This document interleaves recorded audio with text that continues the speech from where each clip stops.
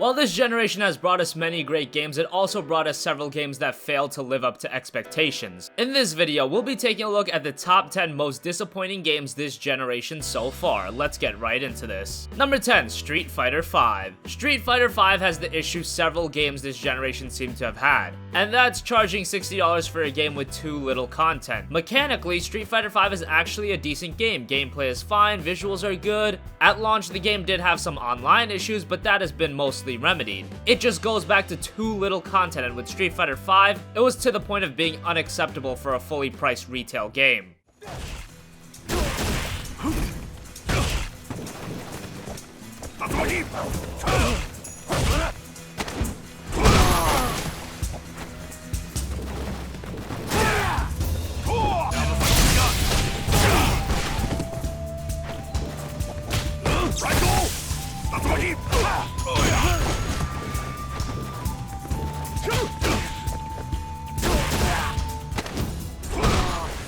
Number 9, Killzone Shadowfall. Killzone Shadowfall was the premier game for the PlayStation 4's launch, and unfortunately, it was one of the weaker games in the series. Now, right off the bat, when you look at Killzone Shadowfall, it's a technical marvel. The visuals are some of the best we've seen all of this generation, and this was a launch title. The real issues lie beyond that. The single-player campaign, while it has an interesting setting and story, fails to really be anything memorable. The multiplayer isn't all too engaging, and the lack of a traditional rank or leveling system really hurt. Shadowfall isn't an awful game by any means, but it was far below what we had hoped for as the premier launch title.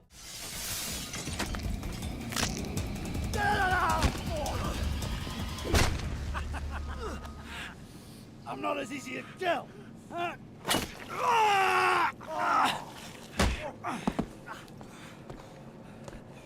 Keep the knife, you'll need it.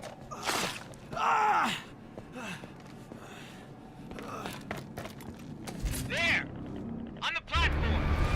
PID on Tyranny!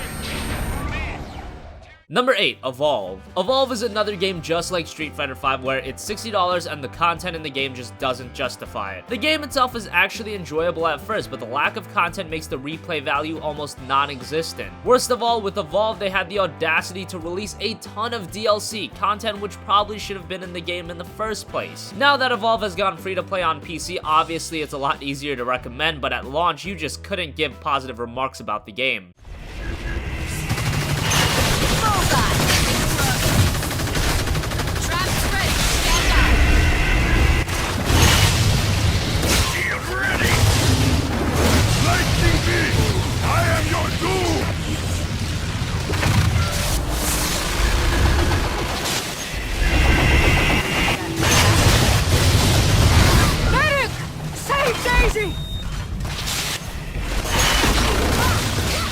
Number 7, Tom Clancy's The Division. The Division was one of the most anticipated games of this generation. After numerous delays, we finally got the game, and for many, it wasn't what we had hoped for. The first takeaway is the obvious graphical downgrade from the game's reveal. It's become a trend in the gaming world, and especially with Ubisoft. But visuals aren't everything. What about the game? Well, it was a little basic and formulaic, a lot of grinding at times, no real innovation, it just got boring very quickly. Some of the PvP was enjoyable, but given what we were led to believe with The Division, it was a gigantic disappointment.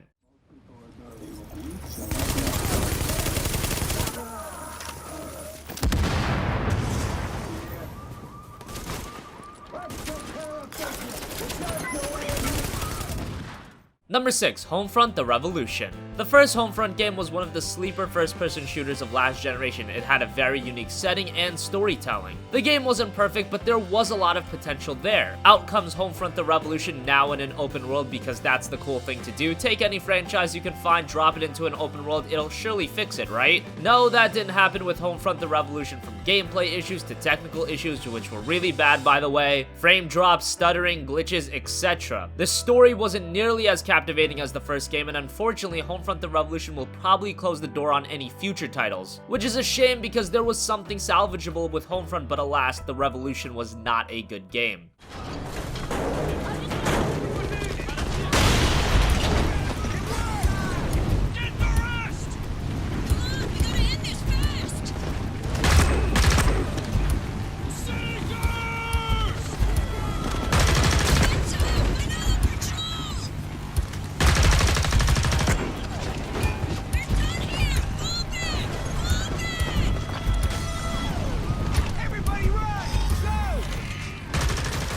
Number 5, Mighty Number 9. Mighty Number 9 was supposed to be the spiritual successor to the beloved Mega Man games. It was the brainchild of Keiji Inafune and was funded with over $4 million on Kickstarter from hardcore fans. After Mighty Number 9 was delayed several times, many had begun questioning if this game was gonna be something special. And then the game released and it was just very basic in design. For having over $4 million to work with, you'd expect much more, and the game felt lazy, recycled content, and it just didn't have the allure that Mega Man had. This game has done lasting damage to Keiji Inafune, and who knows if we'll ever see Mighty Number 9 evolve into what he had hoped for it to be.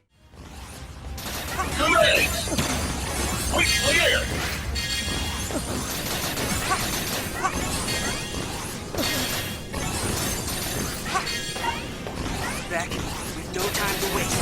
Calculate the fastest possible route to the lab. Here we go. That's what. Here we go.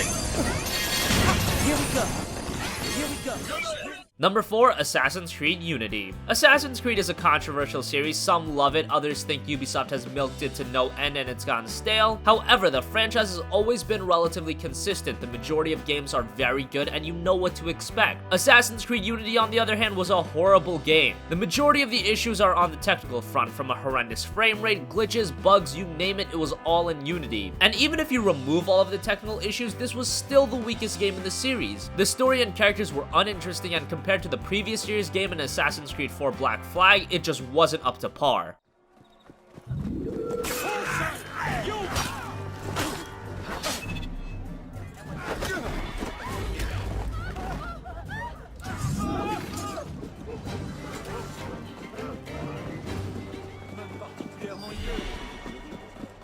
I don't do business with extortion.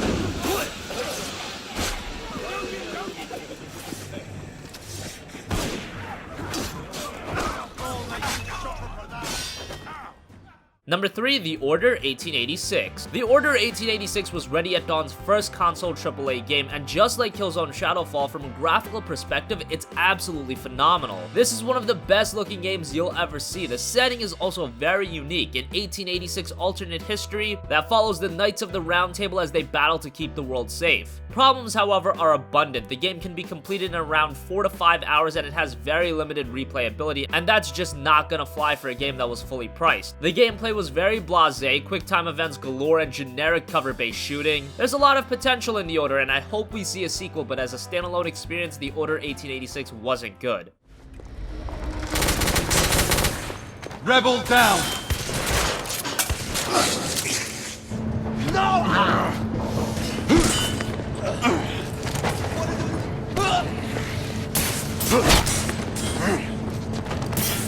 Coach gun!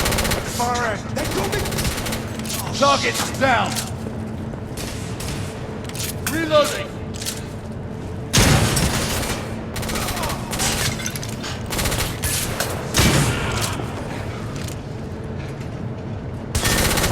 Shotgunner down!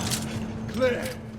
Number 2, Star Wars Battlefront. Star Wars Battlefront was another game that was hugely anticipated by the entire gaming world. Battlefront 2 was one of the most iconic games from years ago, and to hear the series, at least in name, would be revived was very exciting. However, surprise surprise, the game was just lacking in content. Battlefront was multiplayer only, there was no traditional single-player campaign, and the single-player and past Battlefront games were actually really good. And even with the multiplayer, it was lacking there too. But through all of that, the game was still a gigantic commercial success, and we will be seeing a sequel in 2017. Hopefully they build upon the first game because it can become something great. Battlefront, however, was not.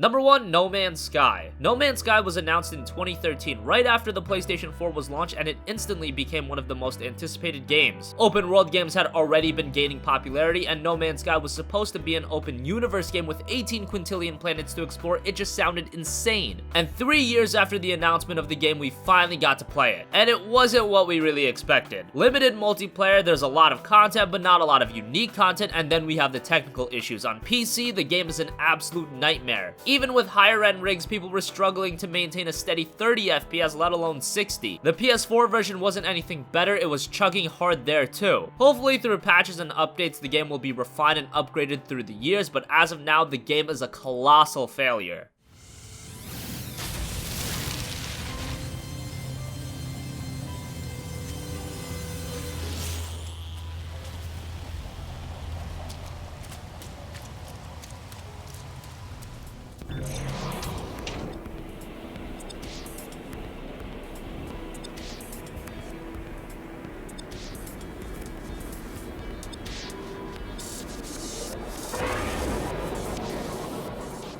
That wraps up our countdown of the top 10 most disappointing games this generation. What do you think? Did you enjoy any of these games? Are there games we missed? Comment your thoughts down below. Thank you for watching, and goodbye.